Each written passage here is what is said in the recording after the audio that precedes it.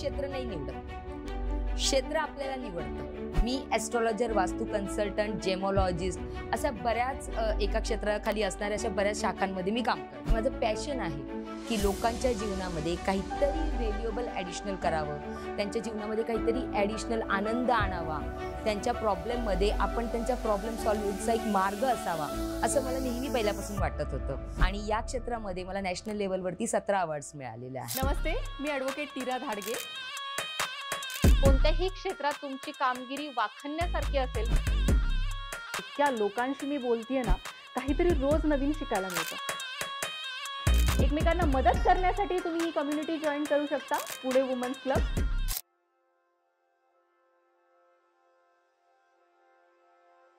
नमस्कार, मी ॲडव्होकेट नीरा धाडगे तुमचे सहर्ष स्वागत करत आहे पॉडकास्ट विथ नीरामध्ये। आज आपल्या बरोबर आहे सुलक्षणा क्षीरसागर मॅम। त्यांच्याबद्दल आपण खूप काही जाणून घेऊयात। आमची खूप जास्त ओळख नाहीये, पण तुमच्याच बरोबर मी माझी त्यांच्याबरोबर आणि त्यांची माझ्याबरोबर ओळख करून घेणार आहे। नमस्ते मॅम। तुमच्याबद्दल सांगाल आम्हाला, तुम्ही कसं ग्रो केलं, काय काय करता? नक्कीच, मी सुरुवात अशी करेन की मी सुलक्षणा क्षीरसागर, बाय एज्युकेशन मी MCOM DFM आहे, म्हणजे diploma in finance management from Wellington institute. I am a x banker. Me city बँकमध्ये जॉब करत होती। अरे वा। आणि तो जॉब सोडून मी या क्षेत्राकडे वळाले। बेसिकली माझं क्षेत्र हे सगळ्यांचं ओळखीचं असलं तरी अनोळखी असं आहे। मी ॲस्ट्रॉलॉजर, वास्तू कन्सल्टंट, जेमोलॉजिस्ट अशा बऱ्याच एका क्षेत्राखाली असणाऱ्या अशा बऱ्याच शाखांमध्ये मी काम करते। मी गेली 22 वर्ष या क्षेत्रामध्ये काम करते आहे। आणि या क्षेत्रामध्ये मला नॅशनल लेवलवरती 17 अवॉर्ड्स मिळालेले आहेत। 17 अवॉर्ड्स। रिसेंट अवॉर्ड माझा हा आहे की लंडन बुक ऑफ वर्ल्ड रेकॉर्डनी माझा इंटरव्ह्यू पण घेतलेला आहे आणि त्याच्यामध्ये त्यांचा अवॉर्ड मला मिळालेला आहे। आम्ही खूप ब्लेस्ड आहोत की तुमच्यासारखे लोक आमच्या बरोबर आता इथे आमच्या पॉडकास्टमध्ये आहेत। तुम्ही बँकिंग क्षेत्रामधनं या क्षेत्रामध्ये कसे आलात? ॲक्च्युली बँकिंग क्षेत्र हे असं होतं की मला नेहमी असं वाटायचं की 9 ते 5 हे जे एका ठिकाणी बसून कटकट करावं, हा एक क्षेत्र माझं नाही। हे जॉब करणं माझ्या रक्तातच नव्हतं, त्यामुळे पहिल्यापासून असं फ्रीलान्स बिझनेस करावा हेच डोक्यात होतं। पण हे जे मी क्षेत्र निवडलं ते माझा बिझनेस नाहीच आहे, हे माझं पॅशन आहे की लोकांच्या जीवनामध्ये काहीतरी व्हॅल्युएबल ॲडिशनल करावं, त्यांच्या जीवनामध्ये काहीतरी ॲडिशनल आनंद आणावा, त्यांच्या प्रॉब्लेममध्ये आपण त्यांच्या प्रॉब्लेम सॉल्व्हचा एक मार्ग असावा, असं मला नेहमी पहिल्यापासून वाटत होतं। आणि ऑफकोर्स आध्यात्मिकमध्ये माझा पहिल्यापासून ओढा होता, म्हणून हे सगळं शिकत गेली। आणि जशी याच्यामध्ये गती येत गेली तसं माझ्या गुरूंच्या आज्ञेने मग मी या क्षेत्राकडे वळली। आणि मग हे प्रोफेशन, तुम्ही म्हणाल याला प्रोफेशन, पण मी याला अजूनही पॅशनच म्हणेन। असं करत मी या क्षेत्राकडे वळलेली आहे। म्हणजे हा ॲक्सिडेंटच समजा तुम्ही की मी या क्षेत्राकडे वळणं। अध्यात्म, तुम्ही आता म्हणाला तुमचं पहिल्यापासून टच होता अध्यात्माकडे, तर त्यांनी तुम्हाला या क्षेत्रामध्ये आणलं असं तुमचं एक वाक्य मी आता ऐकलं। कसं तुम्ही हे करू शकाल? कोरिलेट म्हणायचंय का? नेहमी लक्षात असंच बघण्यात आलेलं आहे की आपण क्षेत्र नाही निवडत, क्षेत्र आपल्याला निवडतं। की आपण त्या क्षेत्रामध्ये काय कामगिरी करायची आहे यासाठी क्षेत्राने मला निवडलेलं आहे, असंच मी म्हणते। तर लहानपणापासूनच मला फार देवाची आवड होती की मंगळवारी गणपतीला जायचं, गुरुवारी साईबाबाला जायचं, हे पोथी वाचायची, ही मंत्र जप करायचे, हे पहिल्यापासून आपसुकच होतं। आणि जेव्हा लग्नानंतर मला अशी अपॉर्च्युनिटी आली की ज्योतिषशास्त्र शिका अशी जेव्हा मी पेपरमध्ये ॲड पाहिली, मग मी स्वतःला थांबवू शकले नाही तिथे आणि मी तिथे वळली।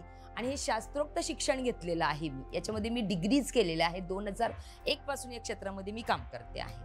आणि मग हे सगळं शिकत जाताना जे नवीन नवीन अनुभव आले, त्याच्यामुळे जसं तुमचं वेपन शार्प होत जातं तसं माझं ह्याच्यातले अनुभवांनी मला सिद्ध करत गेले। आणि हे आध्यात्मिक उन्नतीसाठी मी काही मेडिटेशन करत गेले, नंतर काही आणखी याच्यामध्ये मंत्र जप जे सिद्ध वेगवेगळ्या प्रकारे केले जातात, काही धर्मक्षेत्री जाऊन याच्यावरती काम करण्यात आलं। हे असं करत करत मी आतापर्यंत इथे पोहोचले। क्या बात। खूपच वास्ट विषय आहे हा, आपण किती पण करायचा प्रयत्न केला तरी तो पूर्ण होणं शक्य नाही।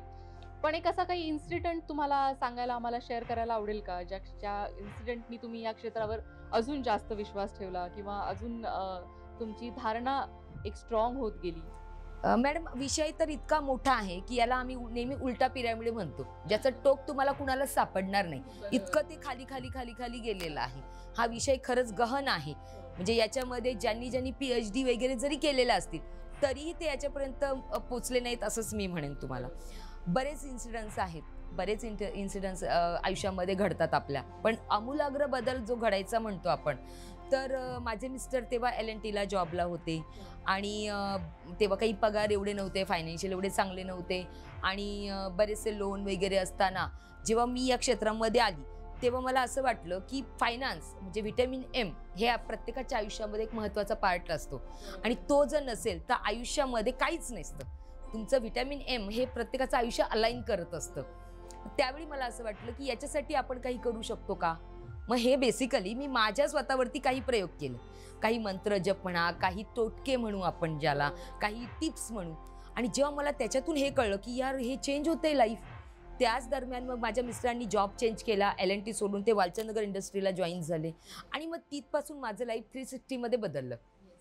इथे मग वास्तुशास्त्राचाही मोठा अनुभव आला मला की आमचं घराची मुख्य दिशा ही उत्तर वायव्येला होती, ज्याचे आम्ही काही ड्रॉबॅक फेस केले.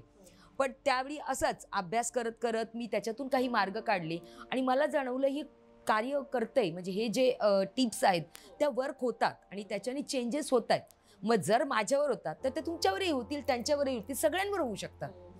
मग प्रत्येकाने जर या टिप्स केल्या आणि प्रत्येकापर्यंत जर मी पोहोचू शकले तर प्रत्येकाच्या जीवनामध्ये काहीतरी आनंद येईलच ना. म्हणून मी असे आलेले आहे याच्यात. मला आठवते लास्ट टाइम आपलं जेव्हा बोलणं झालं होतं तेव्हा तुम्ही काहीतरी तुमच्या मुलाच्या संदर्भात आम्हाला एक छोटी स्टोरी सांगितली होती, ती आमच्या ऑडियन्सला ऐकायला आवडेल. अरे वा, नक्कीच मलाही सांगायला आवडेल माझ्या मुलाची स्टोरी. माझा मुलगा जो त्याचा जन्म झाला 2000 मध्ये, पहिल्यापासून मस्तीखोर, अजिबात अभ्यास म्हणजे करायचंच नाही आणि अर्धा तास अभ्यासाला बसायचं आणि आपली पहिल्यापासून काय 2-2, 3-3 तास बसायचं. म्हणजे एक आई म्हणून मी छडी आणि माझा झाडू ते त्याच्यासाठी असायचं. पण त्याने मला कधी दाद दिली नाही, पण त्याचे मार्क नेहमी चांगले असायचे आणि तो बोलायचे मम्मी मी 2 तासापेक्षा अर्ध्या तासात करतो ना अभ्यास. अक्षरशः म्हणजे असं असायचं. पहिले 10 वर्ष म्हणजे 1ली ते 10वी सगळे जग माझं ऐकतं, म्हणजे मी जे बोलेल तिथे माणसं अगदी खेळतात. पण त्याच्या पॅरेंट्स मीटिंगला मी गेली की मी अशी करून यायची, कारण टीचर म्हणायची क्षीरसागर मॅडम दर्शन मस्ती करतो, दर्शन अभ्यास करत नाही, असं त्यांची तक्रार असायची. आणि असा तो मुलगा मस्तीखोर होता, पण तो स्मार्ट होता. त्याला मी अजूनही म्हणते तो इंटेलिजंट नाहीये पण तो स्मार्ट आहे. 10वीला त्याला 80% मिळाले. मग तो म्हणाला मम्मी मी थोडा अभ्यास करून पण मार्क मिळतात ना. बरं ते एक झालं. 12वीला त्याला 70% मिळाले. आम्ही हॅपी झालो. मग त्याला विदाऊट डोनेशन त्याला MITला मेरिटमध्ये त्याला सीट मिळाली, BTech इलेक्ट्रिकलची. मग त्याच्यानंतर तो सलग 4 वर्षामध्ये चांगल्या मार्काने तो BTech इलेक्ट्रिकल झाला. 84% पडले त्याला. स्मार्ट मुलगा. पण एक आहे की यासाठी मी माझ्या घरामध्ये सुद्धा काही वास्तुशास्त्र केलेलं आहे आणि माझी मुलं माझं सगळं ऐकतात, त्यामुळे त्यांनाही काही विशिष्ट मंत्रजप दिले गेले होते की जे त्यांनी अभ्यास करताना म्हणावे किंवा त्यांनी विशिष्ट जागेवरतीच बसून अभ्यास करावा. हे मुलांनी सगळं केलं जे मी सांगते ते, म्हणून माझी मुलं मला जादूगरणी म्हणतात बरं का. तर मग हे झालं, BTech इलेक्ट्रिकल झाला आणि मग तो MS करायला त्याला लंडनला गेला. तो तिथेही त्याला स्कॉलरशिप लागली 5 लाखाची, म्हणजे लोन आमचं तिथेही कमी झालं आणि तिथेही BTech इलेक्ट्रिकल MS केल्यानंतर MS मध्ये तो तिथेही मेरिटमध्ये आला. आणि जेव्हा जिथे जॉबचा आता इतके प्रॉब्लेम्स चालू आहेत लंडन म्हणजे युरोप कंट्रीजमध्ये, तिथे त्याला 2 महिन्यात जॉब लागला. आता त्याने सेकंड पगार त्याने मागच्या आठवड्यामध्ये घेतला. ही जी सक्सेस स्टोरी आहे ती तुमची, माझी, तुमच्या मुलांची, माझ्या मुलांची, सगळ्यांची होऊ शकते. कारण मुलगा, मी परत एकदा सांगते, हुशार अजिबात नाहीये पण तो स्मार्ट होता. आणि एक आहे की काही मंत्रजप जे आपल्या आयुष्यावर परिणाम करतात ते त्याने केले आणि त्याचं आयुष्य बदलताना आम्ही बघितलंय. ही जस्ट 23rd आणि त्याचं हे लाईफ आम्ही सेट होताना आता बघतोय. मस्त मस्त. नाही, इन्स्पिरेशनल स्टोरी आहे तुमची. आणि तुमचं एक वाक्य सारखं मी ऐकते, मुलं माझं ऐकतात.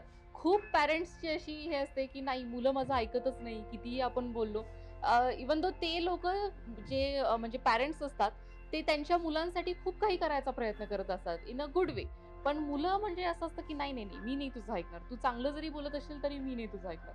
पण जसं तुम्ही आता सगळं एक्सप्लेन केलं आणि जसं तुम्ही सांगताय की छोट्या छोट्या गोष्टी जेव्हा आपण चेंज करतो आणि त्याचा जो काही इम्पॅक्ट मुलांच्या आयुष्यावर आणि तुमच्या रिलेशनवर होतो, त्यांनी खूपच आपण बघितलं पाहिजे की नक्की त्याच्या कोणतं शास्त्र आहे त्याच्या मागे, कसं आपण ते फुलफिल करतोय. खरं सांगू का नीरा मॅडम, आपलं घर हे आपलं, जेव्हा आपलं घर जर पंचतत्वांनी बनलेलं आहे तर त्याच्यामध्ये हेल्थ, रिलेशनशिप, फायनान्स आणि करिअर या 4ही गोष्टी तिथे छान नांदल्या गेल्या पाहिजेत. आलं का लक्षात. आणि इथे जर रिलेशनशिपचा कोपरा आहे तो जर तुम्ही त्याला वास्तुदोष विरहित ठेवला वास्तुदोष मुक्त ठेवला तर घरामध्ये हार्मनी पसरतेच, मुलं पॅरेंट्सचं ऐकतातच. हा माझा अनुभव आहे. उदाहरण आणखी एक देते तुम्हाला. माझी मुलगी कोटक महिंद्रामध्ये मुंबईला जॉब करत होती.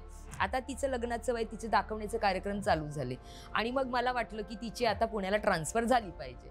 मी ज्यावेळी ठरवलं त्याच्या पुढच्या 2-1.5 महिन्यातच तिची पुण्यात ट्रान्सफर झाली आणि तुम्ही विश्वास नाही करणार, तिची ट्रान्सफर झाली ते औंधमधलीच तिला ब्रांच मिळालेली आहे आणि ती आता वॉकिंग डिस्टन्सवर जाऊन येऊन करते.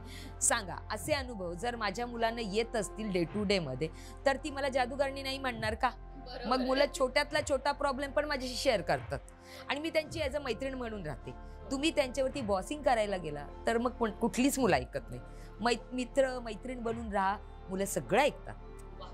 नाही, छान. म्हणजे तुम्ही जसं सांगताय तसं मला असं वाटतं, माझी मुलगी खूप छोटी आहे अजून, पण नक्की तुम्ही माझ्या घरी भेट द्या, म्हणजे मला कळेल की नक्की काय करायचंय. जसं तुम्ही या क्षेत्रामध्ये एवढं सगळं आता मिळवलेलं आहे, एवढे 17 अवॉर्ड्स तुम्हाला मिळालेले आहेत, तुम्ही काय सांगू इच्छिता? तुमच्या क्षेत्रामध्ये लोकांनी जर यायचं असेल आणि त्याच्यामध्ये तुमची जी काही इन्स्पिरेशनल स्टोरी आहे, अशा टाईपचे त्यांना रिझल्ट्स हवे असतील, तर तुम्ही त्यांना काय सांगू इच्छिता? खरं तर हे क्षेत्र खूप मोठं आहे. म्हणजे याच्यामध्ये असं म्हणतो ना की सुरुवातीला जेव्हा आमची शिक्षण घेत होतो आम्ही, 2001 ची गोष्ट करते मी, तेव्हा बॅचमध्ये 45 लोक होती. आता कसं असतं, थोडंसं क्षेत्र आवडलं आणि परत उत्साहाने आपण तिथे शिकायला येतो. थिअरी पार्ट झाल्यानंतर जेव्हा मॅथमॅटिकल पार्ट येतो तेव्हा सगळे जातात. तर असं नसलं पाहिजे. जर तुमचं डेडिकेशन आहे तर तुम्ही उत्स्फूर्तपणे शिका आणि ते डेप्थमध्ये नॉलेज घ्या. जर तुम्ही डेप्थमध्ये नॉलेज न घेता तुम्ही अशा काही आसनावर बसलात तर ते आसनही तुम्हाला ऍक्सेप्ट करत नाही. दुसरं मग त्यामुळे ते क्षेत्र सुद्धा बदनाम होतं, कारण अर्ध्या अळकुंडाने पिवळ्या झालेल्या गोष्टी असतात त्या. मग त्यामुळे काय होतं की तुम्ही जास्त चांगल्या पद्धतीने डिलिव्हरी करू शकत नाही. तर मला तरी असं वाटतं की अजूनही मीही शिकते बरं का नीरा मॅडम, मीही अजून बऱ्याच गोष्टी शिकत असते. माझे क्लासेस मी करत असते, कारण तुम्ही जर समाजापुढे उभं राहायचंय काही विषय घेऊन तर तुम्हाला नॉलेज तेवढं अपडेट ठेवावं लागतं. आणि ही जर मानसिकता असेल तर जरूर या क्षेत्राकडे या. लोकांच्या आयुष्यामध्ये जो आनंद तुम्ही देता तो आनंद बघण्यासारखं सुख नाहीये. खूप छान वाटलं मॅडम तुम्हाला आज भेटून. अशा आमच्या सुलक्षणा मॅम लोकांच्या आयुष्यामध्ये खूप मोठं सुख आणायचा त्यांचे खूप कार्य करतायत त्या, आणि इतके सारे अवॉर्ड्स त्यांना मिळालेले आहेत. त्यांचं कार्य तुम्ही कुठेही पाहू शकता. आमच्यापर्यंत येऊन या पॉडकास्ट बरोबर सुद्धा तुम्हाला त्यांचं कार्य पाहायला मिळेल आणि त्यांचा कॉन्टॅक्ट नंबर आम्ही इथे शेअर करू. जर तुम्हालाही त्यांच्याकडून काही वास्तुदोष काढून घ्यायचा असेल किंवा कोणतीही क्षेत्रामध्ये त्यांच्याकडून काही सल्ले हवे असतील तर ते तुम्हाला नक्की देतील. धन्यवाद.